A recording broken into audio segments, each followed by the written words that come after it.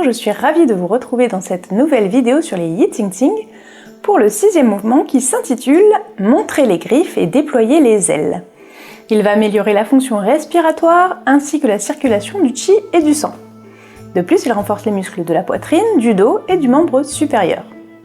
Si vous avez raté l'info, il y a un nouveau podcast sur la chaîne et je vous mets le lien là-haut et dans la description. Et maintenant, voyons en détail notre pratique du jour.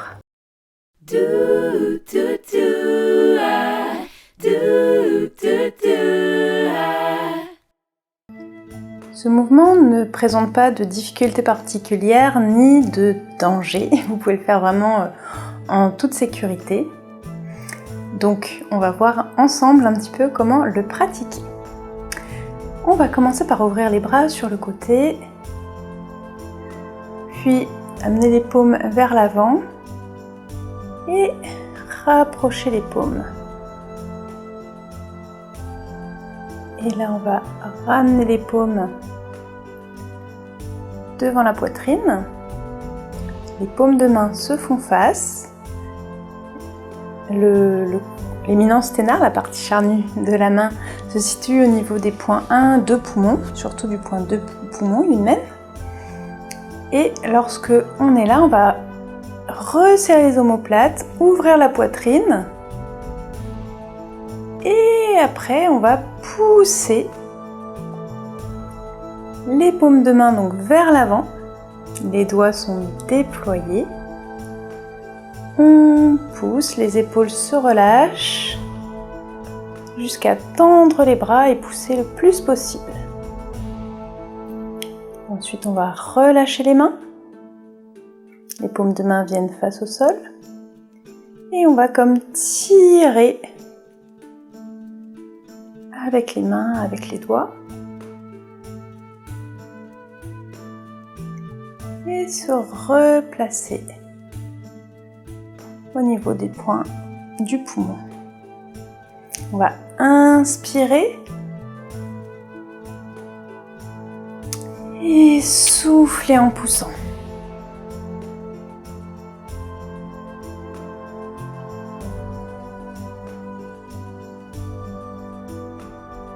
On relâche les mains.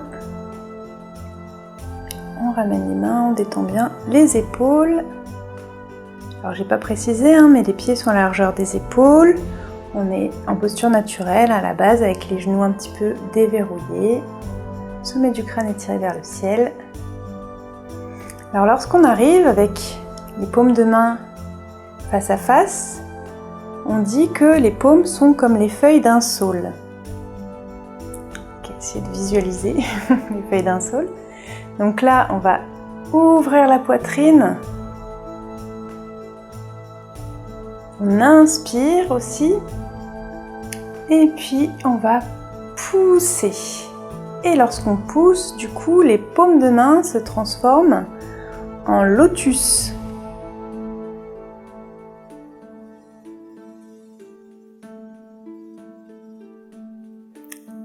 Donc, on va relâcher les mains. On va inspirer en ramenant les mains.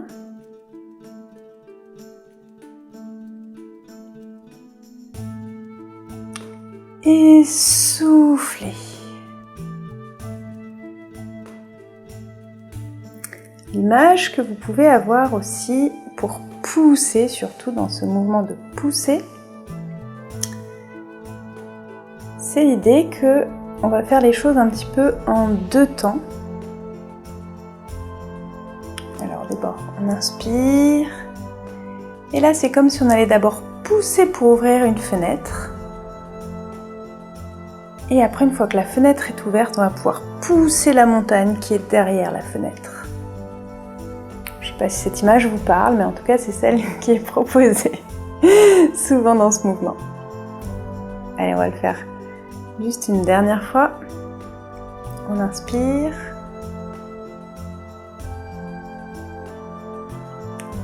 Et on souffle. Donc il y a quand même cette notion de pousser. Alors il n'y a pas une force physique, mais par contre il y a une force énergétique. On essaie de pousser le chi pour aller pousser la montagne.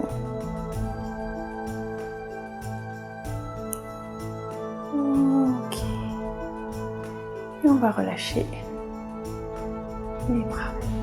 Voilà, donc on fait ce mouvement-là 3 fois.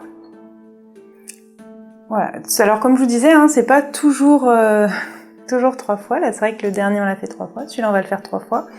Mais il y a, voilà. Cueillir les étoiles, vous avez vu qu'on l'a fait qu'une fois de chaque côté. Il y a d'autres mouvements qu'on va faire aussi une seule fois. Voilà. Donc je vous propose maintenant d'enchaîner ce mouvement dans sa globalité.